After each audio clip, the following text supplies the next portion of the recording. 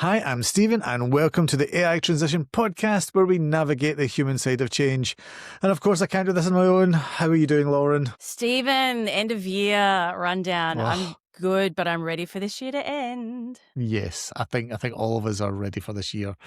It's been one hell of a year, and look, that's very good and quick segue into what we're going to talk about today, which is We're reviewing those top 5 events in 2025, all things AI and transitions. Indeed. So look, we're going to run down from number 5 to number 1 of the top 5 events, and there's been so many. Right, and you could literally do a top 500. This last year has, from an AI perspective and from a broader transition perspective, has just been crazy. The speed that this is going at, the major things, it's just huge. So much, like how we whittled it down to 5 is extraordinary. And it'd be interesting to see what other people think because, like you said, so much out there. I mean, some of my personal favorites are always the most ridiculous, like robots running into things and collapsing. But we've taken a bit of a different angle today. It's probably worthwhile that we include just a little bit of a warning for the first clip. Yeah, well, look, we absolutely should. It does discuss mental health support because there has been some trails blazed in that space, but it does mean we will touch on suicide prevention. We're not going to go into graphic detail, but by all means, you absolutely should step away if it's going to cause any distress. So take care of yourself, step away, and then Absolutely. come back. Yes. Okay, well, let's dive into number 5, that AI is becoming one of the number 1 support tools for mental health. And also, I'll put a little caveat on this as well, and for just basic medical questions. It's went from nowhere to being so important for so many people. This one was really surprising for me because I think we've all seen the headlines counter to this where we've been concerned about AI, but it's actually touching on a really interesting phenomena where we've got about 46% of people, reaching out to helplines and finding they're getting better help because they need that initial kind of blast of getting everything out and being able to do that almost a little bit more safely, like without that sense of shame or judgment, perhaps, that they might in that first phase. Obviously, handing off to humans, but there's been quite interesting uplift in that support.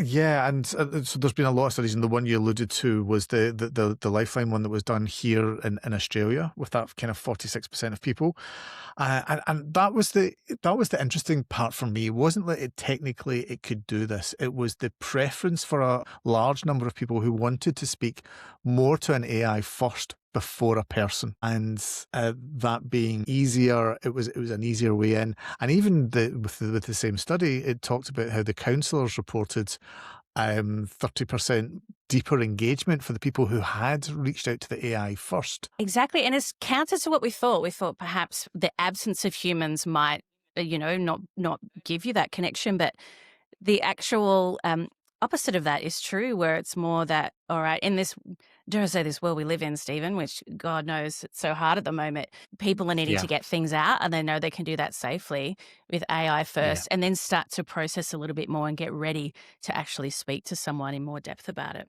Now, I want to kind of balance this a little bit. This is where we're going to tread very, very carefully on this as well, because while there are positives there and people are able to engage, and technically it can do some of this to a point. I mean, there's a whole conversation about how much of that. There's also been some really profound tragedies around this as well. And look, we won't go into the specific details of these, but there are a number of people that have either taken their own life or have been severely hurt, parents who have lost children. There's so somebody told me a horrible thing that recently, that there's more regulation around sandwiches than there is around AI, let alone mental health support with AI. There's just no regulation around this at all. Yeah, it's terrifying. And there's lots of case studies. That's why, like I said, I was quite surprised to see this one come back from Lifeline, because it does give you a little bit of hope that when it's applied correctly in that sense, that, and humans very much involved, that it can actually help, at least at that first juncture. But what does it say about how safe we feel with each other, though, right? That people are sharing more first with AI than humans. So, Stephen, you had a personal anecdote from earlier this year in Bali. I did. So went to Bali, had an amazing time, came back about a week later, became really sick. Thought it was just I'd caught COVID in the plane back, and I was settling in for my, umpteenth dose of COVID that I've had.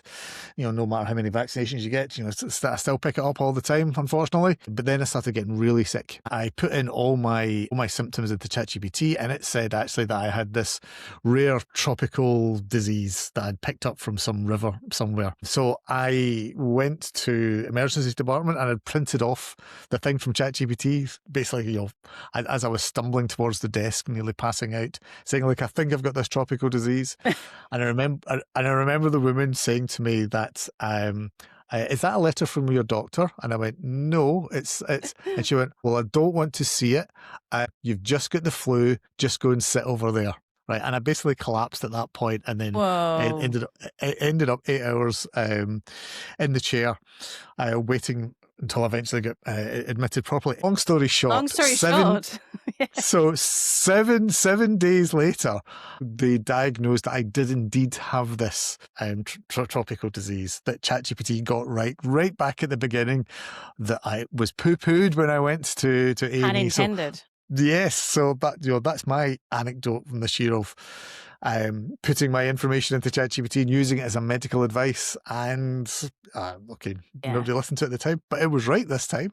And look, we're all doing it right. That's where we're, and like you said, you went to the hospital to have these tests and get it checked. Yes. Otherwise, you might have just, like you said, settled in, got some Panadol on the couch, and started to spread an infectious disease amongst everyone. Excellent. Yes. So I think we wrap up this number 5. I think this is going to be, it's just going to grow and grow and grow, this one. So around mental health, around just medical in general, this will become a go-to as the interfaces get easier, as the voice interaction becomes more simpler, as avatars start appearing, that you talk to the avatar, not typing it away. This is a whole area, and I just want to call it again, there needs to be regulation around this, right? Big time. There absolutely needs to be regulation. But again, a positive story coming out this year from an otherwise very dark one. So yes. Well, let's move on to number 4, which is a bit more of a fun one. Drumroll, Nano Banana. Woohoo! You loved your Nano Banana this year, Stephen. Nano Banana in the image generation cultural explosion. Yeah. So this is the cats on the internet hits AI sort of moment, yeah? Inbred cats from a decade or so ago. That's what we're alluding to. It exploded. It really did. And everyone, even very kind of non-technical people, I suddenly started getting images and memes and stuff from people. All sorts of stuff started getting created. And look, with all these things, there's a dark side to that as well, because all sorts of things were just getting created that clearly weren't true, but hard to tell. But my God, it's powerful stuff. It really is. Big time. And look, it's, there was lots of that initial shock. And I think the good old viral, I think, was it Nano Banana that was used with all those retiree, like Halloween bits at the retirement home, and people like, oh my God, and it was so hopeful and happy. And then they're outraged because it was all AI and obviously deep fakes. But, like you said, it's putting this creative tool in the hands of so many people that, perhaps would never have played around with this sort of thing. And it's literally good old vibe coding that you can spin up these visuals very quickly, very high quality. And they were huge stats, right? It was like 180 million images created within like 72 hours. That's massive. Yes. And the stats around that, which I really loved, was that it was 1 in 5 Australians over 65 had generated at least one AI image that week. So it's like you've got all these people who in retirement off vibe coding kind of images and stuff. Give this a go, Giles. Is that a good thing? I don't know, but but it's a huge thing. It was huge, and like you said, you've got the over 65s, and then a bunch of school age kids being able to, again, immediately get that satisfaction of creating very high quality images. And of course, our creatives, I'm always outraged for them in terms of what's out there, but it's also giving. Maybe it's tapping into something that you've always had and haven't had that outlet for, and the quality recently took another leap as well. So with the pro version that came out, and actually just this week, OpenAI has now come out with its image generator, which is on par with Nano Banana Pro as well. So the image generation is now just as good within ChatGPT as it is within the kind of the Gemini suite. So you can just, this is going to be even more of it. I've found, so both my kids using it all the time, but I've also found myself, who I've tried and fought with the likes of Photoshop and other image tools like all my life. I just don't use those tools anymore. I throw in an image and ask, Nano Banana and now Chat to manipulate it for me, because I can't be bothered learning how to ray trace alpha and gamma correct and blah. No interest anymore. Key commands. Yeah. So that's one that touches so many people, right? It might not be profound, but as a thing that's hit so many people that people realize that there's something a little bit different out there, I think that's a big one. Yeah, it's really huge. And obviously it introduces that new challenge of that shared belief that something's inherently real or truthful. You've got to take a bit of a closer look. And it's going to, now we've entered that generation that we will mistake AI generated images for real news photos. So it brings, while it's fun and playful and we've got, immediate access to generate, and also, I think you were talking about bringing back some of your childhood photos this way and cleaning them up. So there are some few pros, but still, we're going straight to that side there. A few things to bear in mind in terms of keeping that critical thinking and looking closely happening with what are these real, what's real and what isn't. 100%. Let's move on to number 3, which for some people might feel is a bit of a drier one here, but I think it's still really important as well. I'm surprised this isn't the number 1, actually. I think this is the true big one. This is where me and you kind of disagreed a little bit on the numbering. So give me your take of why you think maybe this one should be out. Let's explain what it is first. Well, yeah, it's Copilot, basically becoming your standard work tool. And I think even initially I was like, no, I'm not loving this tool. And then once we started to see that integration with Copilot and to wrap our heads around how we actually work with this tool and see that actual productivity improvement, things that, if you, as an ex-analyst and, dare I say the C word consultant, the hours of work and prep that you would do suddenly removed, and you could actually use more of your, another C word, critical thinking. Oh my God, too many C words. It really changed, at least for me in the last particularly 6 months. Huge game changer. Like it's where I've really seen the benefits coming through. For me, it was less of a, the big threat out there that AI is coming for our work, and more that it's tapping in and unlocking how you actually work. So we've started to, dig into that it's everywhere, right? And some organizations tying their KPIs to some of this productivity, but because you've now got this fast processing and ability within your hands, you can actually keep up with it. So I thought this was number 1 for that reason in terms of truly helping. So I agree. This is huge. And what I found fascinating this year was how it's just been turned on by default to everyone with virtually no training across all organizations. There's been the odd hour or two in most companies, maybe an hour actually talking about that it's on. My wife works in the medical profession and they had a rollout of Copilot a couple of weeks ago as well from some low-level IT guy who very timidly came on camera in front of all of these, doctors and consultants and nurses and the rest of it, and basically said that Copilot was on, and that was it, without kind of real, well, what does it do? It's the bit where I'm a little bit more hesitant is that I think there's some power users that in there that know how to use this and how to really get value, like yourself, Lauren, who really know how to use this. Right back at you, right? Power users for sure. But for most people, it's like, what is this? Is this just another search bar? Is this, what can it actually do? And I think for the majority of people, probably even the vast majority of people, it's just sitting there and not really being used. I think the end of next year, like potentially, I think when the kind of the agents get built more on top of it, and I know they're kind of there just now, but as that really plays out, and maybe we'll talk about that when we come to our predictions for next year in the next podcast, I think that will shift things. So while it is there and it's ubiquitous and while it is really powerful, I'm not convinced that many people are using it on a daily basis yet. but they will. Yeah, and like you said, we've still got plenty of people who kind of use it, dare I say, like Google. But you're starting No. to, and maybe it's the benefit of that, sometimes that lack of guidance. You're diving in and you're working in a style, you're experimenting with your own thoughts and patterns and how you want to interact with it. And you're Yeah. starting to see, like, oh, wow. And I don't know about you, but even 6 months ago, you could see people go, oh, that's AI content. And now you've got the shift of mindset, like, well, yeah, you should actually go in and do some initial exploratory work in there. Yeah. It's a really good, productive thing to do. Obviously, you want to interrogate it and bring your element to it, but it's just such a beneficial partner in crime. Well, one piece which has now just become ubiquitous, actually, is the automatic transcribing of meetings and Yeah. summarization. Now, Big time. that is a bit of a game changer for a lot of things as well. That has been particularly useful. For And that's you and just, I, yeah. Oh, sorry. yeah, Getting too excited already. And it sounds so subtle because this isn't new. We've had transcribers before, but once you see it connecting into all your different tool sets that you're working with, and yeah, people like you and I that are running a lot of discovery workshops and analyzing a wealth of information, trawling through and writing all those notes is such a time sucker. And now it might not yeah, be exactly right, but it gives you that, oh, you're right, actually. And you can, clean things up and then bring it all together and crunch that data. That's been a yeah. huge game changer.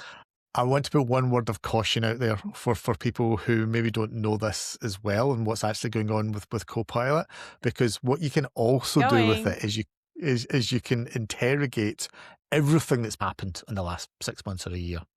So you can ask it questions like, can you please summarize all conversations that I have had with a certain person over Teams, emails, documents, etc. Go and look through all of these interactions. Here's the company policy around HR. And can you tell me any areas where you think that maybe some of these interactions aren't appropriate? For example, as a prompt that I know somebody who wrote once, right? And it comes back with a really good comprehensive of, it goes and trawls and finds any areas where there's been that. So as a surveillance tool, it's incredible. So be incredibly careful what you're writing, particularly in Teams messages. It's not like WhatsApp. All of this is there. All of this is trawlable. If you can do that on an individual level, imagine what the admins are able to do across all Teams messages who are running the same query to say, please highlight the people who may be skirting policy violations and blah, blah, and blah. So whatever it is that you want to find, you can probably go and find an example of it because it's such a good tool for going off and finding and doing that diagnostics. Just a bit of a word of caution there. And that's why you've still got a bit of the shadow ops where people are, yes, we've got Copilot at work, but you've probably got your laptop on the side that you're maybe asking some of these questions that you might not want your workplace to know that you're interrogating. But like you said, Stephen, it's tracking everything. And look, we've all experienced that for a while, but to the next level of how it can pull that information back, it is quite shocking. But it's a good reminder too of, like you said, how much we're being surveilled and how you can be interpreted, friends. Yes. So let's move on to number two. More of a corporate one. Why do you introduce this one, Lauren? Yes, I know. Again, I wasn't as excited about this one, Stephen, but I know you're geeking out on it. And it's got really big underpinnings, which is Google Gemini overtaking OpenAI. The model was escalating. So this one, I think, this was a one that happened over this last month, and for most people out there, from a commercial point of view, it's been OpenAI, and ChatGPT has been AI in many people's views, right? And initially, people looked at what Google had did last year around what they'd done with search results, etc. Not impressed, making up all sorts of ridiculous things with their search. It looked like they'd missed the ball, right? Famously, they did a code red within their organization, which I'm going to come back to in a second, because there's another code red that's just been called as well. So Google called a code red about 18 months, 2 years ago, saying that their whole DNA of the organization was under threat from these AI companies, and they threw everything. The whole Google infrastructure went full into it. Massive organization. And what they've pulled together with Gemini is really quite comprehensive. It's as good, if not better, than ChatGPT in many areas. There's not an overwhelming winner now that's just ChatGPT, and there's probably not going to be now an overall winner. And I think that's really important, that this is going to be a multi-pronged, different companies, not a single entity in charge of things, which I think is really important. But it's a big one. So we're right in the messy middle for this, where all of this is still being forged, but there's not now just this. The person who was out in the race initially and winning, the pack is now caught up, and I think it's going to have real profound implications for AI going forward. Yeah, huge. They just really, Google took off and just broadened that integration across all of their different devices and ecosystems and really Yeah. caught up. So, like you said, this race is just running really fast and people are catching up with each other. And what does it all mean at the end of the day? Which is kind of, maybe we're running too fast ourselves, Stephen, but it's kind of linking nicely into your number one in terms of how this is all coming. So yes, but before we go to the number one, another example of what Google had been doing, which is leveraging its opportunity to be more than just a kind of a chatbot. So this is their integration with their Google Pixel Buds and their Pixel phones. And this has been in a couple of different platforms for a while, but it looks like it's really come home of being able to do live translation between 40 languages with the Pixel Buds in your ear, a bit like, for those who know Hitchhiker's Guide to the Galaxy, putting the babelfish in your ear, or being able to do the automatic translation. It is there. And the demonstrations that are now going on, that they're showing, which is going to full commercial release next year, of being able to do from Bengali into Swahili, into French, into German, into English. So what that potentially means, that sort of not coming out of just the chat interface, what Google is able to do is, because it's got that broader footprint, I think that has got massive implications going forward. And look, I'm going to give you that number too for almost that reason alone, because that was extraordinary when they made that leap. Yes. And even for, if we've all got family members who are struggling with some hearing related challenges, even the active noise cancellation for what these Pixel earbuds can do, huge. Yeah. So, yes. And maybe that'll feature a little bit in our predictions. Indeed. Look, as you give a little bit of a hint going forward, the number one, Lauren. Again, interesting, Stephen. You went for. I'm gonna dob you in for this one. Give you full credit for all this work. Absolutely. DeepSeek. Basically, coming out and blazing that trail in terms of the open source shockwave of it all. We thought the US was out there leading, and then all of a sudden, out of nowhere, we had DeepSeek come through with an open source model. The reason why I think this is really important, and I know this happened right back at the beginning of the year, kind of January, February, which in AI terms may as well have been 100 years ago, even though it's only 9 months, is that in similar to what we just talked about, the number two, that it's no longer just ChatGPT and OpenAI, but you've now got Google and Gemini. On a level even above that, what this potentially shown is that it's not just the USA on its own having complete control over this potentially human era existence changing technology, but actually this is going to be multipolar, and that China and maybe even some other players, but definitely China just now, means that AI doesn't mean USA. And I think that's a big ending there of the old order in some ways, and it becomes not just technical, it's also kind of geopolitical, etc. We've got the American stock market, which is basically held up by all the AI stocks just now. This potentially is a game changer for what happens globally, that it's not just these couple of players over in the USA. And what does that mean? That when you have this technology that is getting pushed just as much from Chinese organizations and potentially other countries' organizations as well, and not just from the States, I think that's massive.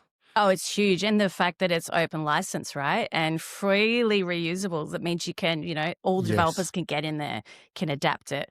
Startups, you don't need these big, deep pockets to actually leverage this functionality. And it kind of shocked everyone because it took far less, investment than models like your ChatGPT 4, and yet gave this comparable performance. You're right. Yes. So it'll be interesting to see where that goes next year. And maybe just a little call out to Mistral, which is the French European one as well, which is also doing something similar in this.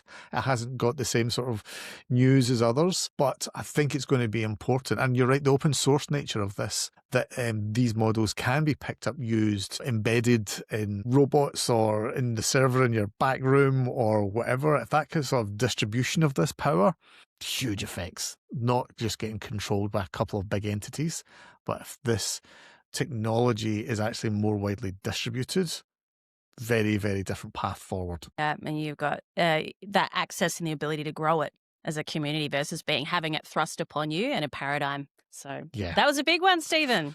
You're number one. Indeed. So let's quickly recap. So we had number 5, we had the number 1 support tool for mental health and medical questions. We had number 4, Nano Banana, and lots of cat images and dogs as well. Sorry, Lauren, lots of dog images too. It's not always all about the cat, Stephen. We had Copilot at work becoming a standard. We had Google overtaking briefly OpenAI. And then we had kind of DeepSeek and this kind of rebalancing potentially of where the world's going from a USA-China point of view. 5 quite big things there when you kind of look at it like that. It is. That's huge. Look, I've got to have more better words for that, but I'm, too many tabs open and CPU is dropping in these last days of December, but 5 major events and all within each of them, something underpinning. So. Yes. Yeah. And what I find fascinating is the spread. The spread across basically all parts of humanity. And there's all sorts of other things that we could have and maybe should have thrown in to that top 5 as well. But it'd be lovely to hear what other people think in the comments of what you think the kind of the top 5 events for yourselves were. Yeah. And maybe it was the fails. Maybe you took a lot of joy in these weird robots running into tipping the eggs and bacon on the floor. I know I certainly had some lulls about that. And anyway, that's the top 5, Stephen. We've done it. So let's wrap that. And let's also give a little bit of a hint. So the next podcast after this is going to be our top 5 predictions. So definitely tune in for that one because we're kind of really rolling the dice of where we think those predictions could go. Oh, I'm looking at it now. It's juicy. It's juicy. Yes, indeed. So thanks everyone for tuning into the AI transition, and thank you again, Lauren, and thank you for everything this year as well. It's been tremendous. Right back at you, Stephen.